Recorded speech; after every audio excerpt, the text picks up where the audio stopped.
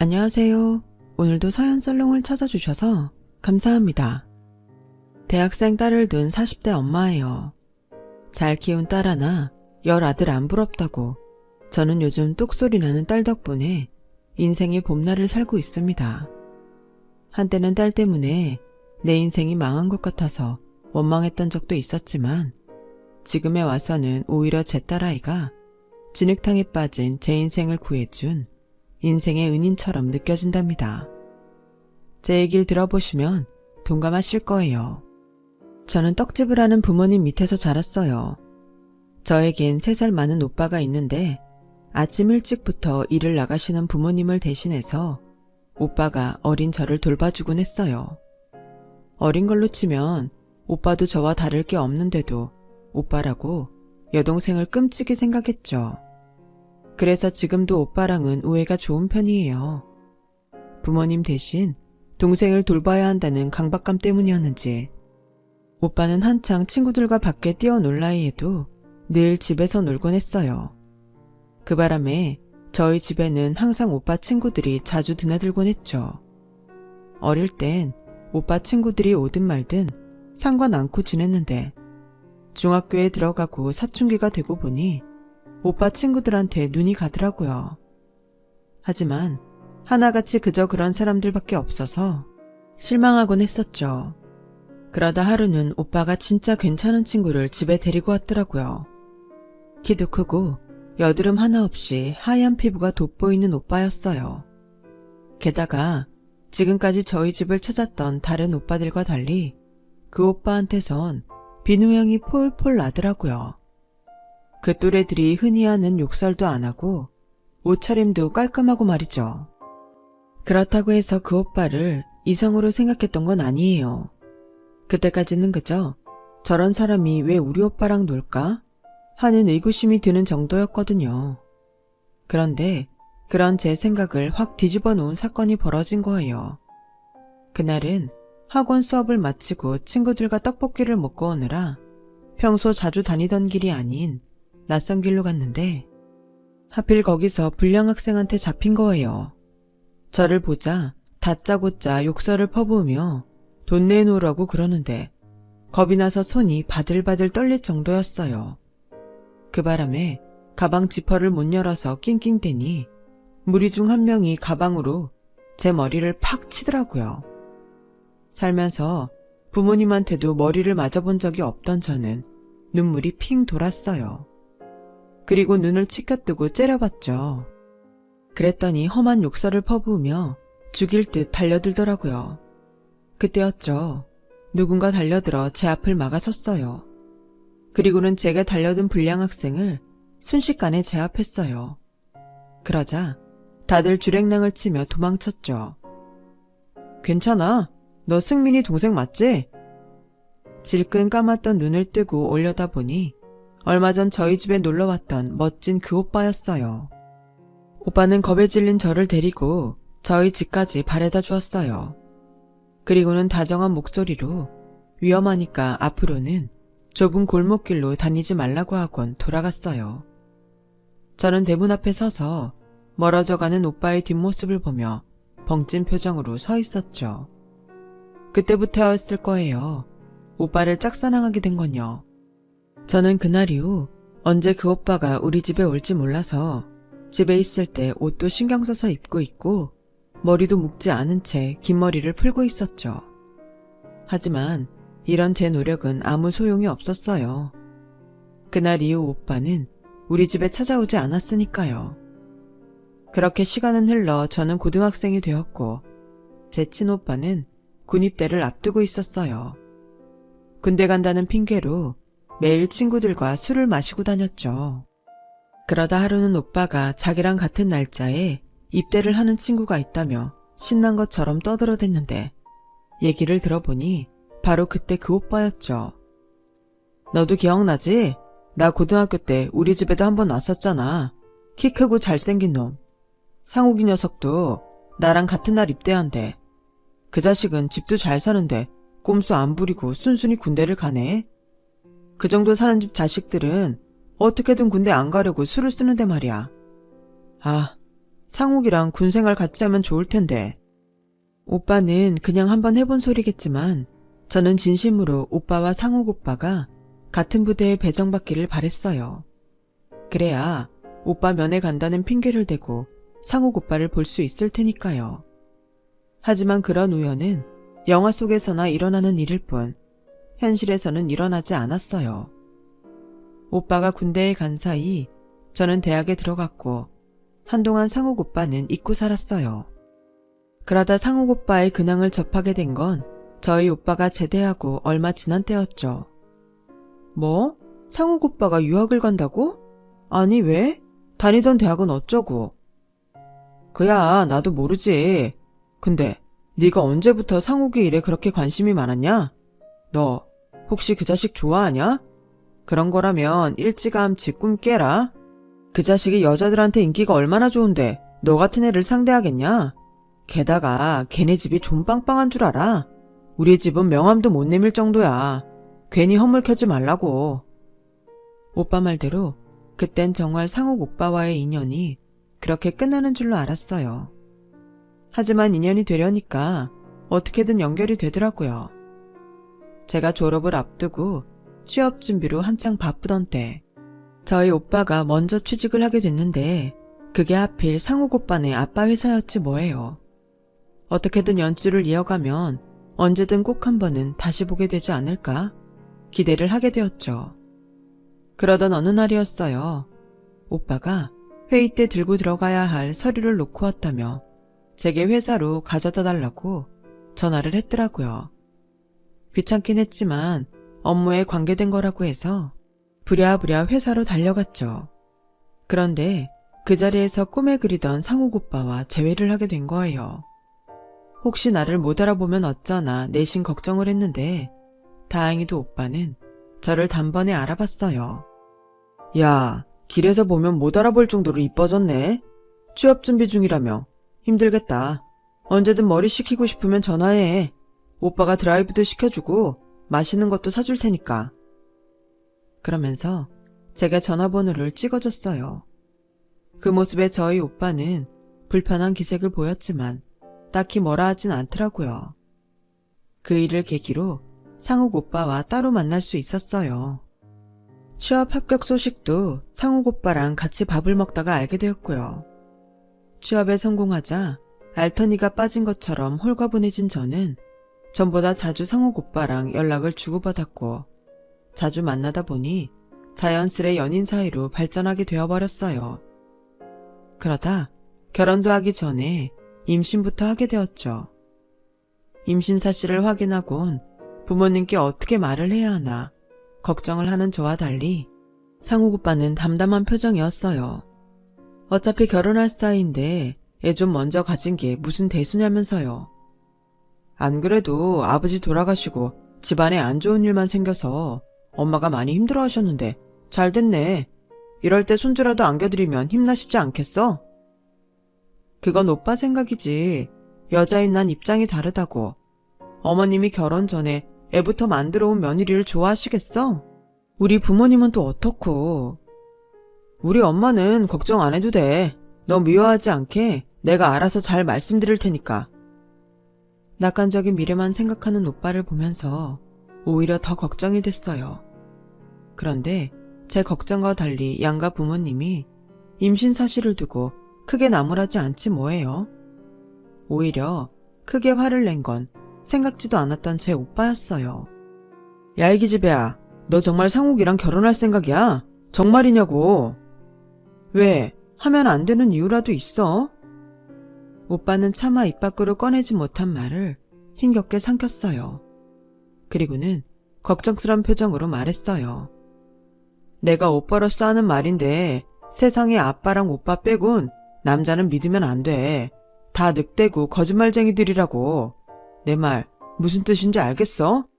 다 널 위해서 하는 말이니까 나중에 날 원망이나 하지 말아라. 오빠는 알쏭달쏭한 말을 남기고는 한숨을 푹 쉬며 방으로 들어갔어요. 당시 상욱 오빠는 돌아가신 부친을 대신해 회사를 이끌고 있었는데 회사에 인맥이 없던 터라 제 오빠를 수족처럼 부리고 있었어요. 아무리 친구지만 상사로 모시며 지내다 보니 안 좋은 모습도 목격하고 자존심 상하는 일도 많았을 거예요. 그러니 오빠 입장에서 그런 친구와 가족이 된다는 건 더더욱 불편한 일이었겠죠. 오빠 상황을 생각하면 안 됐긴 했지만 당시엔 오빠 마음까지 헤아려 줄 만큼 저한테 여유가 없었어요. 오빠의 걱정에도 불구하고 저는 결혼식을 올렸고 혼자 되신 지 얼마 안 된 시어머니를 모시고 시댁에서 신혼생활을 시작하게 됐어요. 몇 년 전 딸을 시집 보내고 이듬해 남편까지 떠나보낸 어머님은 모처럼 집안에 식구가 늘자 이제야 좀 집에 사람 사는 분위기가 난다시며 무척이나 좋아하셨어요. 저한테 엄마랑 딸처럼 같이 쇼핑도 다니고 집안도 갖고 가자고 하셨어요. 그땐 그 말씀이 무슨 뜻인지 몰랐는데 남편이 귀뜸을 해줘서 알게 됐어요. 제게 회사를 그만두란 소리라는 걸요. 당신도 봐서 알겠지만 우리 집 돈줄은 우리 엄마야. 원래 우리 회사가 외할아버지 거였거든. 우리 아버지가 대릴 사유를 들어가서 회사를 물려받으신 거니까. 당신 다른 건 몰라도 우리 엄마한테 잘 보여야 할 거야. 비록 내가 회사 대표로 있지만 엄마가 여차하면 내 동생한테 물려주실지도 모르는 거거든. 그러니까 당신은 엄마 옆에 있으면서 무조건 신임을 받아야 돼. 알겠지? 있는 놈이 더하다고 어떻게든 회사를 동생한테 뺏기지 않으려고 남편은 자기 엄마까지 포섭하려 들었어요. 모자간의 사랑보다는 이해관계가 앞서는 시댁 모습이 낯설기도 했지만 그래도 어쩌겠어요. 로마에 가서는 로마법을 따르랬다고 이 집에 사는 이상 이 집 논리를 따를 밖에요. 입사하고 1년도 채 안 된 회사를 그만두고 어머님 옆에서 비서 역할을 하며 지내게 되었어요. 어머님 말씀이 떨어지면 바로 움직일 수 있도록 준비하는 5분 대기조처럼 늘 어머님의 말에 귀를 세우고 있었죠. 대부분의 스케줄은 백화점 쇼핑이나 전시회 관람, 집안 꾸미기가 주였어요. 남들 보기에 팔자 좋은 사람들이나 가능한 생활 패턴이었죠. 하지만 온전히 누리는 입장이 아니라 옆에서 서포트하는 입장으로서는 그리 편하지만은 않았어요. 말 한마디를 할 때도 시시각각 변하는 어머님 기분을 맞춰가며 해야 했고 제 개인적인 계획은 하나도 세울 수 없었거든요.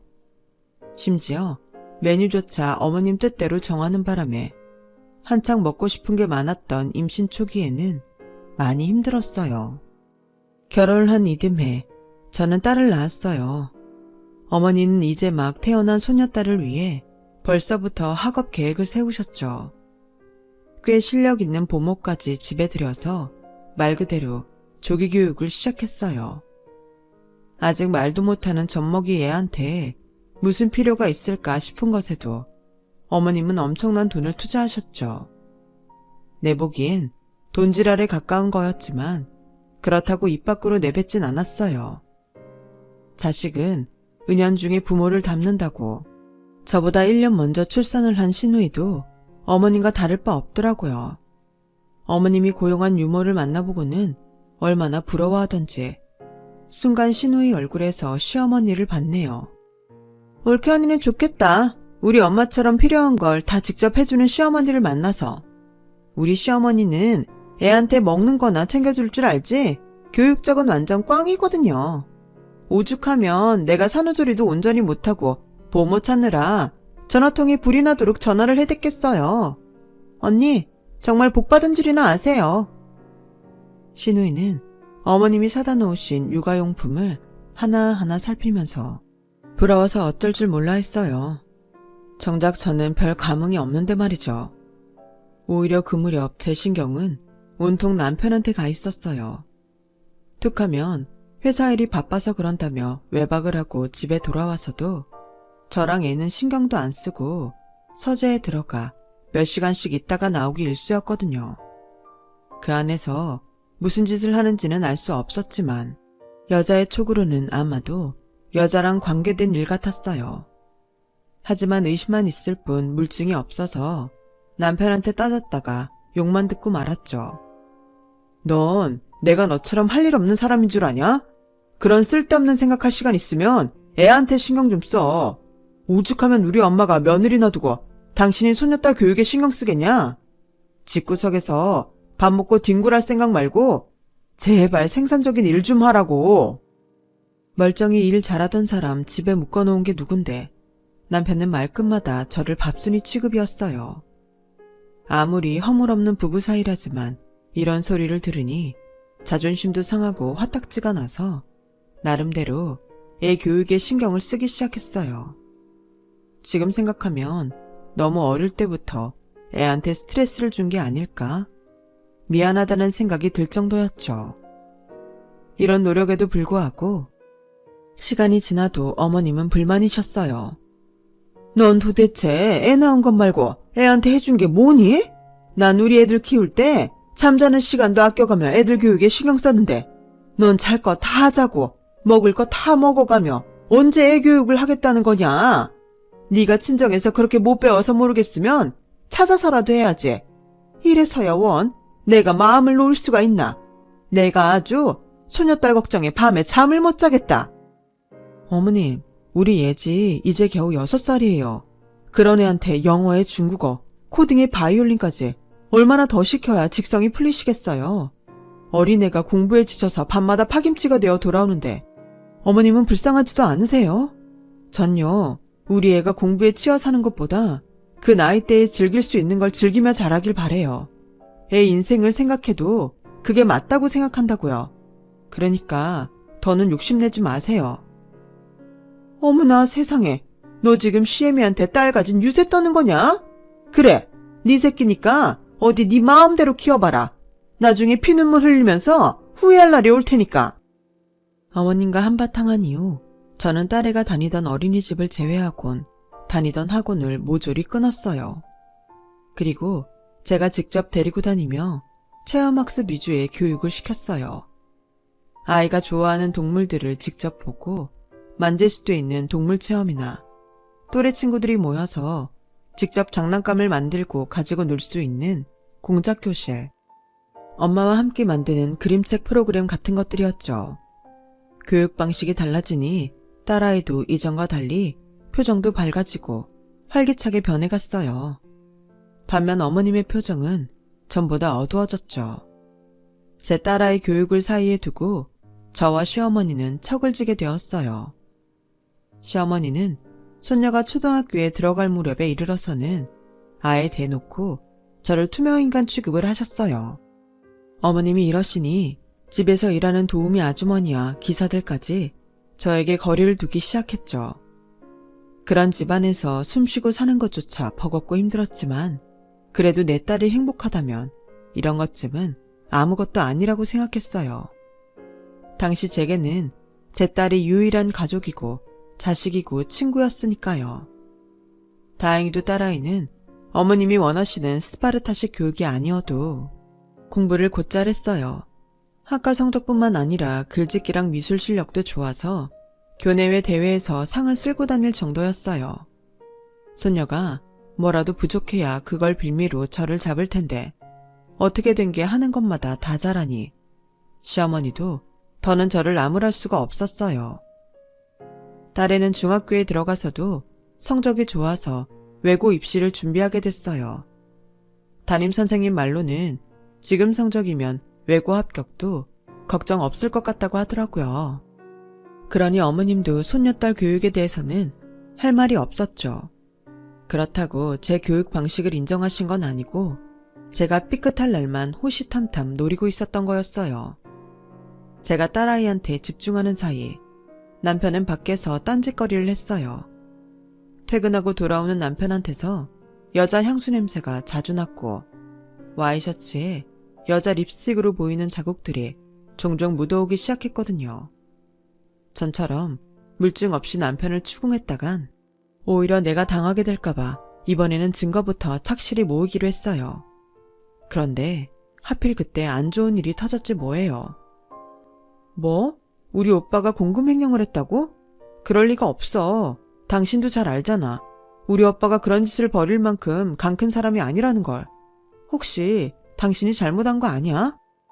나도 하도 기가 막혀서 담당자한테 몇 번이나 확인했어. 네 오빠가 빼돌린 회사 돈이 자그마치 5억이야, 5억. 믿는 도끼에 발등 찍힌다고? 내가 쟤한테 얼마나 잘해줬는데 이렇게 사람 뒤통수를 쳐? 설마 너도 한통속인 거 아니야? 여보, 그걸 말이라고 해? 암튼 나 이번 일은 그냥 못 넘어가. 네 오빠 공금횡령으로 고발하고 제값 톡톡히 치르도록 할 테니까 너도 그런 줄 알고 있어. 남편은 단단히 작정한 사람처럼 법적 책임을 묻겠다고 했어요. 상황이 이렇게 되자 저도 가만히 있을 수는 없어서 오빠를 찾아갔어요. 오빠는 죽어도 자기는 그런 짓을 벌인 적이 없다고 분통을 터뜨렸어요.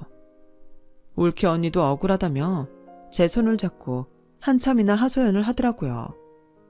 그 모습을 보니 뭔가 잘못된 게 분명하다는 생각이 들었지만 오빠가 저지른 일이 아니라는 사실을 밝힐 뚜렷한 증거가 없었어요.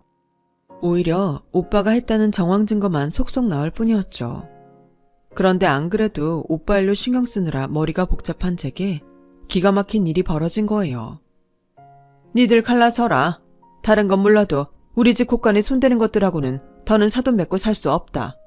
애미 너도 양심이 있다면 내 집에서 더는 살 수 없지 않겠니? 어머님, 그게 무슨 말씀이세요? 이 일랑 헤어지라뇨. 저희 오빠 일로 심력 끼쳐드린 건 정말 죄송해요. 하지만 그런 일로 저희 보고 이혼하시라는 건 받아들일 수 없어요. 우린 이혼할 생각 없다고요. 그러자 남편이 끼어들었어요. 아니, 난 어머님 말씀에 동의해.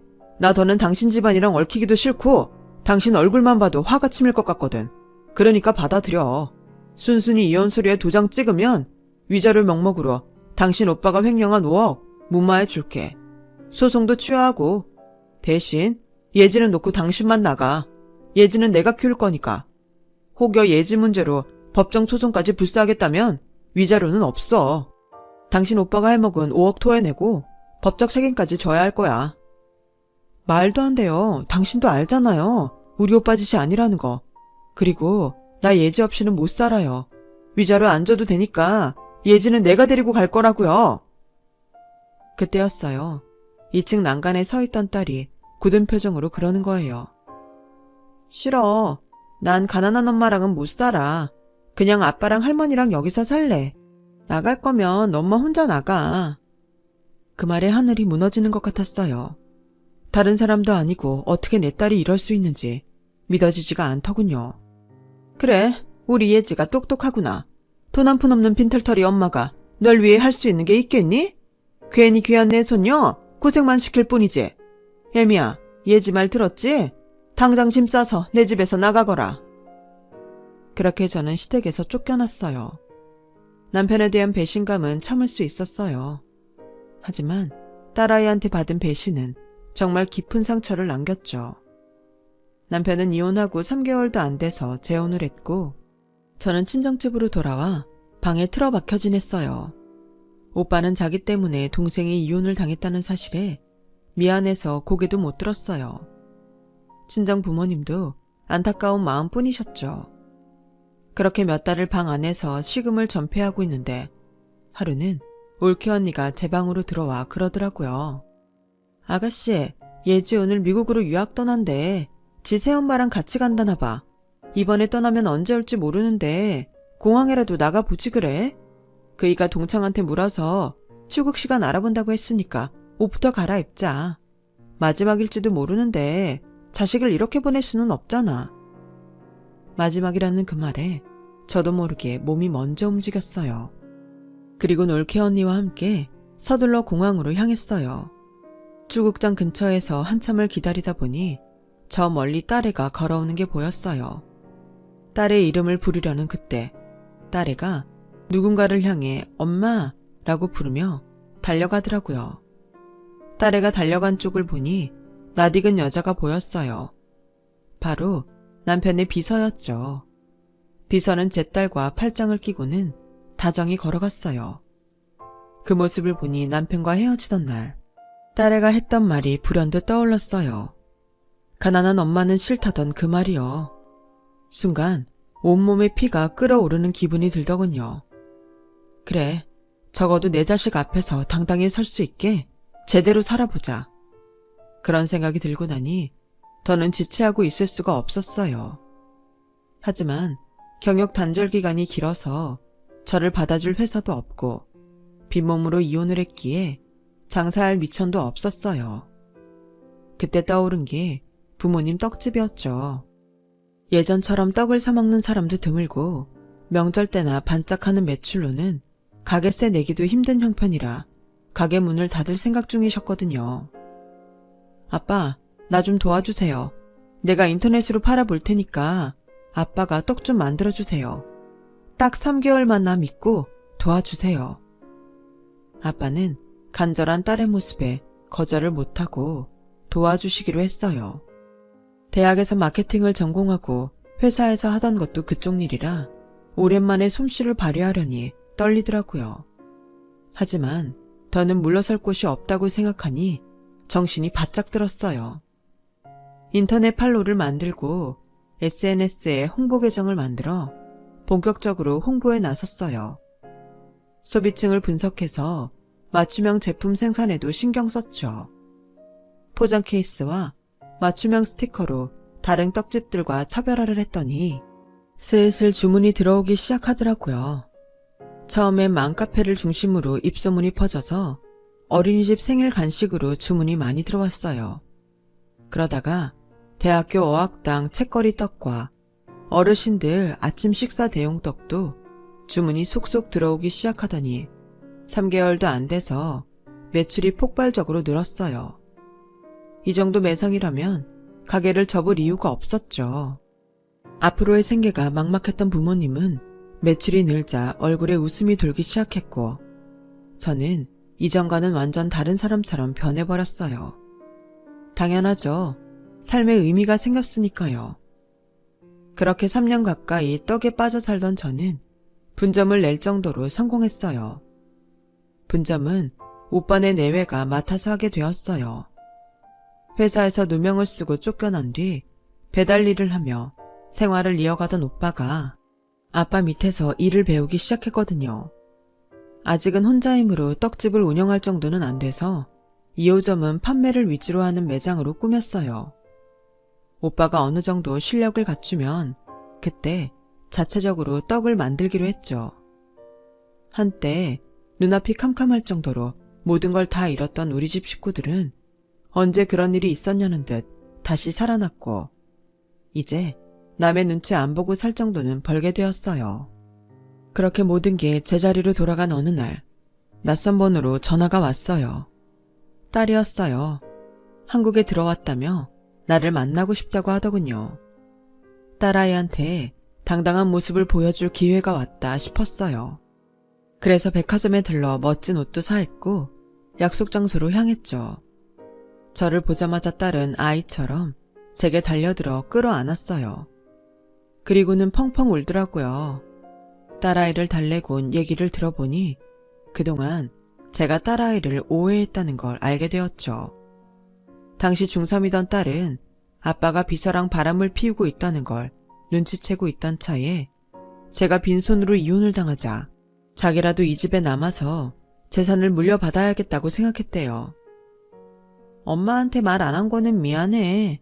하지만 그때는 비밀로 할 수밖에 없었어. 앞으로 어떤 일이 벌어질지 나도 몰랐으니까. 딸애는 안방을 차지한 비서한테 꼬박꼬박 엄마라 부르며 환심을 샀고 그런 모습에 남편과 시어머니는 딸애한테 의심을 품지 않게 되었죠.